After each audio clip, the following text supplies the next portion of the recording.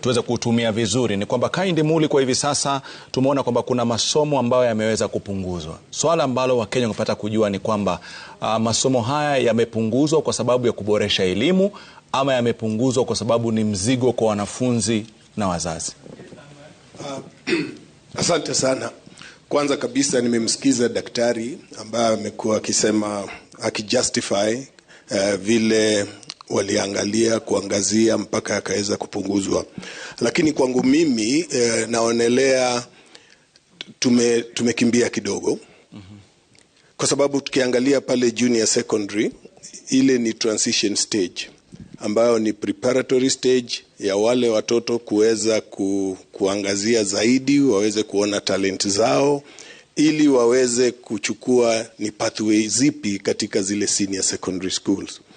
Sasa ikiwa tutaanza kurudisha yale masomo chini, we are narrowing their choices. Na ukikumbuka wakati 844 tulipoanza, vile tulikuwa na masomo mapana. Tukaanza kusema kuwa ni mengi, tupunguze. Tukaendelea kupunguza, tukapunguza mpaka tukatoa kila kitu na tukaanza kuwa na mambo ya mitihani zaidi.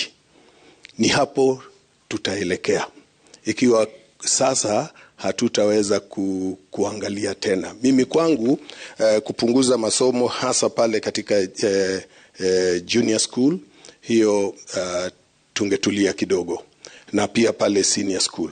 Kwa vile tukipunguza ile 9th subject ndio itakuwa ile optional, na pale optional ndio kuna zile talent learning mingi.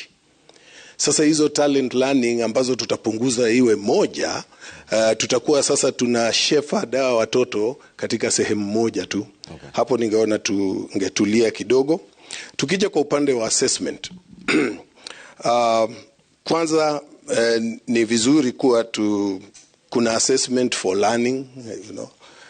Sasa mimi najiuliza ile assessment itafanya katika grade 9. Alafu tunarudi katika KEPSEA kuchukua 20% kule. Assessment ambayo ilifanywa nikiwa kijana wa miaka 11. Sasa matokeo yale yanataka yatumiwe wakati niko na miaka 15. Hapo kwangu naonelea tungefikiria tena. Ile assessment ya pale KEPSEA inaweza kuwa assessment for learning. Tujue hawa vijana, hawa watoto wamejifunza nini, ni vipi tunaweza kuwa endeleza. Ile ripoti iweze kupewa walimu katika junior school, yeah, waitumie kuweza kuangazia zaidi. Okay. Indimuli, we'll come back to that in just a bit. Let me bring in Morino Carl. Morino Carl is a parent, a CBC parent.